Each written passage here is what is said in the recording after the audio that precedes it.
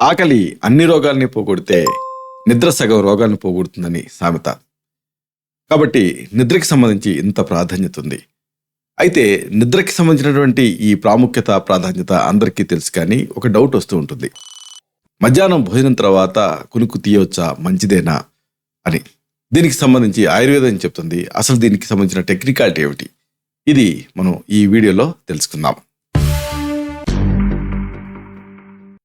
మిత్రులారా నమస్కారం, నేను మీ డాక్టర్ చిరుమామిళ్ళ మురళి మనోహర్.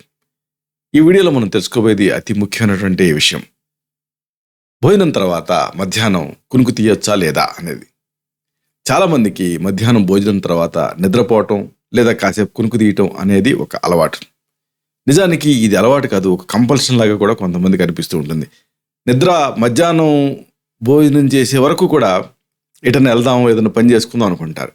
తీరా భోజనం చేసిన తర్వాత ఇప్పుడేమైనా వెళ్తాంలే అనుకుంటూ ఉంటారు. నిద్ర ముంచుకొచ్చేస్తూ ఉంటుంది. ఇది కామన్గా జరిగేటటువంటి ఒక ప్రక్రియ. మధ్యాహ్నం భోజనం తర్వాత ఏం జరుగుతుంది అంటే, ఈ జీర్ణ వ్యవస్థలో రక్త ప్రసరణ పెరుగుతుంది. ఎందుకు అంటే తిన్నది అబ్జార్బ్ చేసుకోవటం కోసం.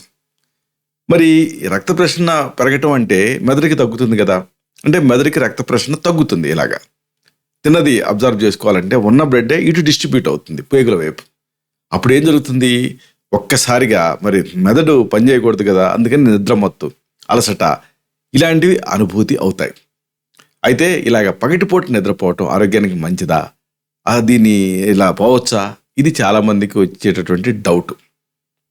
అంటే మధ్యాహ్నం పూట నిద్రపోవటానికి సంబంధించిన ఆయుర్వేదం ఏం చెప్తుంది అనేది తెలుసుకోవాలి. ఇక్కడ ఒక ముఖ్యమైన విషయం ఉంది. మీ ఆరోగ్యం పైన ఈ మధ్యాహ్నం తాలూకా నిద్ర ప్రభావం ఎలా ఉంటుంది అనేది తెలుసుకోవాలనుకుంటే కొంత టెక్నికాలిటీ తెలుసుకోవాలి. సాధారణంగా మనిషికి నిద్ర ఎంత అవసరం, 7 నుంచి 8 గంటల నిద్ర అవసరం.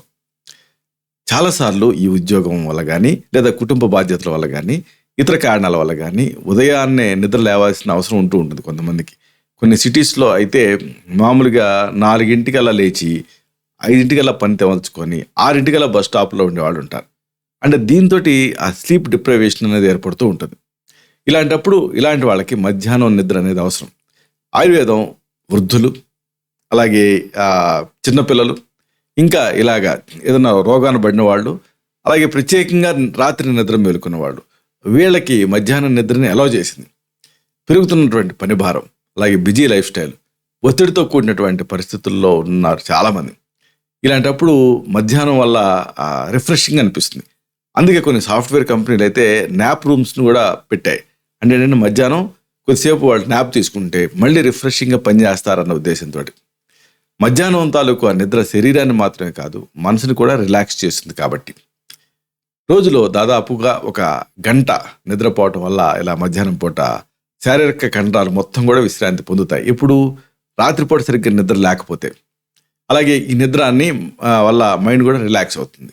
ఆ తర్వాత రిఫ్రెషింగ్గా కనిపిస్తారు, రిఫ్రెష్డ్గా అనిపిస్తుంది. అయితే మధ్యాహ్నం 1 గంటకి మించి నిద్రపోకూడదు మామూలుగా. దీనికంటే మీరు ఎక్కువసేపు నిద్రపోయారనుకోండి, అప్పుడు మీ శారీరక జీవ గడియారం అనేది డిస్టర్బ్ అయ్యి ప్రతికూలంగా స్పందించడం మొదలు పెడుతుంది. ఇది రాత్రి సహజంగా వచ్చినటువంటి నిద్రకి ఆటంకం కలిగిస్తుంది. చూడండి, మధ్యాహ్నం మీరు సపోజ్ నిద్ర పోకుండా ఉన్నారనుకోండి, ఏదైనా పని ఉంటుంది. కానీ రాత్రి నిద్రపోకుండా ఉంటే ఏం పని ఉంటుంది, అందరూ నిద్రపోతూ ఉంటారు. అది రాత్రిపూట రావాల్సిన సహజమైనటువంటి నిద్రని డిస్టర్బ్ చేస్తుంది మధ్యాహ్నం 1 గంటకి మించి నిద్రపోతే. కాబట్టి రాత్రిపూట తగినంత నిద్ర మీరు పొందాలి అనుకుంటే పగటిపూట 1 గంటకి మించి నిద్రపోకూడదు. ఇక స్కూల్ పిల్లలు కదా, వాళ్ళు వస్తారు. వచ్చిన తర్వాత నేను చూసాను చాలామందిని వెంటనే పెట్టేసేసి పడుకోబెడుతున్నారు. అంటే 3ంటికి వస్తున్నారు కదా, ఈ ట్రాఫిక్ వల్ల ఏం చేస్తున్నారంటే కొన్ని స్కూల్స్ టైమింగ్స్ మార్చి 3ంటికే వదిలేస్తున్నాయి పిల్లల్ని. ఆ 3ంటికి వచ్చిన పిల్లలు ఏ పాలో ఏదో తాగి కొద్దిసేపు తల్లులు నిద్రపుచ్చుతున్నారు. అప్పుడేం జరుగుతుంది, రాత్రి వాళ్ళు 11, 12 వరకు నిద్రపోరు. దీంతో పెద్దవాళ్ళకి డిస్టర్బెన్స్. కాబట్టి స్కూల్ నుంచి వచ్చి రావడంతో వాళ్ళకి ఏదైనా కాస్త స్నాక్స్ లాంటివి పెట్టి ఆడుకొనేవ్వాలి. అలా చేస్తే రాత్రి త్వరగా నిద్రపోవటం అనేది అలవాటు అవుతుంది వాళ్ళకి. మధ్యాహ్నం 3 గంటల తర్వాత పడుకోవటం వల్ల రాత్రి ఆ పిల్లలకి నిద్రాభంగం కలిగి అది వాళ్ళ మళ్ళీ క్రాంకీగా తయారవుతారు, చిరాకు పడుతూ ఉంటారు. ఇలాంటి ప్రవర్తనలో కూడా మార్పులు వస్తాయి. కాబట్టి ఈ విషయాల నిద్రకి సంబంధించి మీరు గుర్తుంచుకోవాల్సినటువంటి అవసరం ఉంటుంది. ఇలాంటి మరిన్ని ఇన్ఫర్మేటివ్ వీడియోస్ కోసం ఈ ఛానల్ని సబ్స్క్రైబ్ చేసుకోండి. అలాగే ఈ వీడియోలో అప్లోడ్ అవడంతోనే ఆ విషయం మీకు తెలియాలనుకుంటే బెల్ బటన్ క్లిక్ చేయండి. అప్పుడు మీకు నోటిఫికేషన్ వస్తుంది. ఆ నోటిఫికేషన్ మీరు క్లిక్ చేస్తే ఆ వీడియోని మిస్ కాకుండా చూడగలుగుతారు.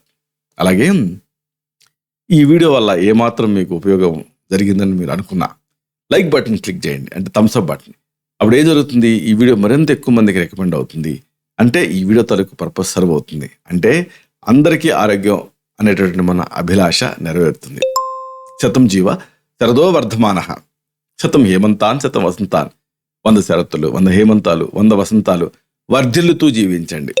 Stay healthy, stay happy, be positive, keep smiling, stay safe. Love you all. శుభం.